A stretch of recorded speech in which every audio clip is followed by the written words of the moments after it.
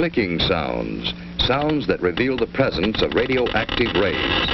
The instrument, a Geiger counter, is converting radioactivity into sounds we can hear. This radioactivity is coming from a small piece of radioactive material inside this plastic cylinder. The small amount of radioactivity coming from the cylinder is harmless. The luminous dial on this watch also gives off radioactive rays, which we hear on the Geiger counter. Even when there's no radioactive material near, the Geiger counter continues to click. This is caused by cosmic radiation that continually bombards us from outer space. But we don't get enough cosmic radiation to harm us. Today, atomic scientists produce radioactivity in large amounts. Radioactivity and radioactive materials have many peacetime uses. But we know, too, that they can be used harmfully, as in atomic bombs. The chance of your being hurt by an atomic bomb is slight. But since there is a chance, you must know how to protect yourself. To protect yourself, you have to know what the bomb does. Besides blast, there's radioactivity and heat. Can we protect ourselves from these? These children are protected. Concrete walls help stop radioactivity. Any wall stops the heat. The heat scorches the house, but does not harm the children. Any solid gives some protection. The thicker it is, the better. We have the national defenses to intercept an enemy, and we all form a team to help each other through emergencies. You are on that team. So is your family, each member of it. And in your community, every doctor, fireman, every policeman and nurse, every lineman and operator, every civil defense worker, in fact, every community employee is ready to help you if you need him. So your community is prepared for emergencies and ready to help other communities.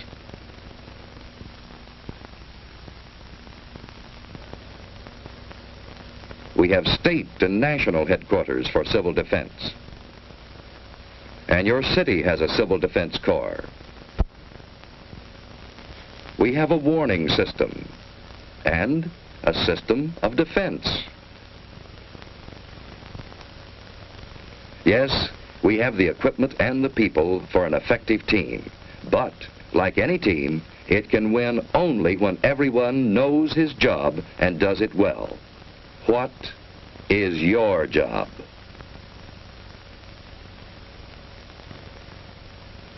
What if a warning siren sounds? What should you do?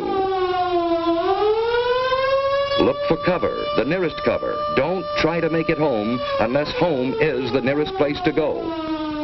Don't hesitate. Find cover.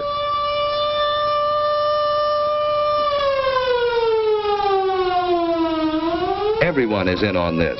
Strangers will understand. Finding shelter quickly may save your life. If you can't get into a house, get behind a wall or a steep embankment on the side away from the city. Civil defense teams will go into action immediately. If you're home, you've work to do. Hi, Susie. Everything's fine upstairs. How you doing here? Okay, I guess. That's good. We repeat, cover windows to protect against the possibility of broken glass, heat, and radioactivity. Turn off fires. If you are home and are not assigned to civil defense duties, go to your prepared shelter. Those who are in shopping centers, go to prepared Well, shelters fire in the kitchen's out. Now we'll go down the In basement. this practice alert, we are assuming that the attack will come on the waterfront area. See, it's just practice. All this rushing around for nothing. Now, there's just where you're wrong. We need this practice. Now, come on, let's do our job. That's good thinking. We all need practice. Here's a clean, well-prepared shelter in the basement. Ted and Sue have a battery radio, and they have soda ash and stirrup pump fire extinguishers. They have other emergency supplies too, a flashlight, a well-equipped first aid kit with plenty of bandages, tape and scissors, a Red Cross first aid book, a few cans of food, a good supply of water, blankets, and an electric lantern in reserve. You know, Susie, this stuff would come in handy on a camping trip. I'd a lot rather be on a camping trip. Say, what would we do if we didn't have a basement? At school, they told us we should be away from windows and behind double walls. You know, like an inside hall. Ted's right. If you live in an apartment house, you can't all go to the basement. Head for a shelter area. If none is marked for you, find cover away from windows and in a hallway if possible. Wait for the all clear. Be calm. If you're on the playground, run for shelter. If you're in the schoolyard, get into the building. Move quickly, but in good order. Inside, go to the shelter area you've been assigned. Take your place on the floor. Here's one good way to protect your eyes and neck in case of a bombing. Wait for the all clear. So far, you've been watching a practice drill. But what if there is a bombing that comes without warning? What is your job then? Find cover immediately. Don't look at the flash. Stretch out. In about 1 minute, the immediate danger is past. Then head for safer cover. Another bomb may fall. Get indoors if you can. Shed your outer garments. They may have radioactive particles on them. If you're home, take shelter and stay down for about 1 minute. By then, the danger from radioactivity, heat, and blast have passed. Protect your eyes and neck. Let's get things shut up. Sue found shelter under her bed.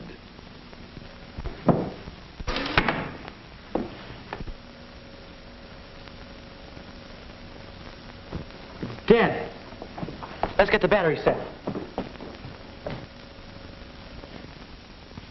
When the house current is off, that battery radio is essential. Keep tuned in.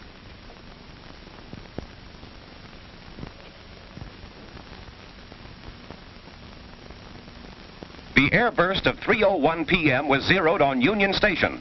Heavy damage extends from about 14th Street north to as far south as the waterfront. You know, we're lucky. That blast was miles Stay from there. undercover unless you have civil defense to... I've just been handed a bulletin. There's been an underwater burst at the waterfront. Water thrown up by the bomb is falling as mist and rain, and it is radioactive. Avoid radioactive mist and What rain. does he mean which the by wind is blowing south from the river. radioactive mist? All According to what Dad said, the radioactivity gets into the mist and rain. And if the mist or rain gets on you, it's apt to make you very sick. What would you do about it? I'd scrub thoroughly with a detergent and water. What's a detergent? It's something like Mom uses when she washes dishes and clothes. Don't drink tap water. It may be contaminated. Ted and Sue are waiting for the all clear.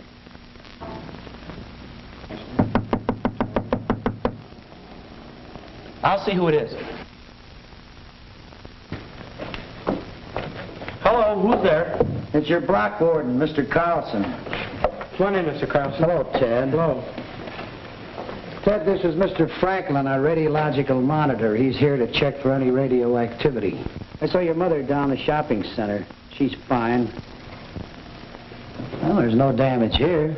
No, it's been very good here. Hello, Sue. Say, have you seen my dad lately? He's down at headquarters, and boy, he's really busy. Yeah? Well, there's no radioactivity here. Say, Mr. Franklin, is that a pen on your coat there? Oh, no, that's a dosimeter.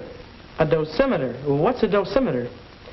Well, it measures the amount of radioactivity that I've been exposed to. But this is the meter that I use to check with. Say, Mr. Carlson, is there anything I can do outside to help? No, Ted, everything is under control. You just stay here till the all-clear signal is given. You've done a good job. Thank you, Mr. Carlson. Bye, Sue. Bye. A good job. That's what everyone must do to be safe. Doing a good job means simply following the rules in an alert or an attack and waiting until all is clear again. In this early and troubled stage of the atomic age, our very lives may depend on always being alert.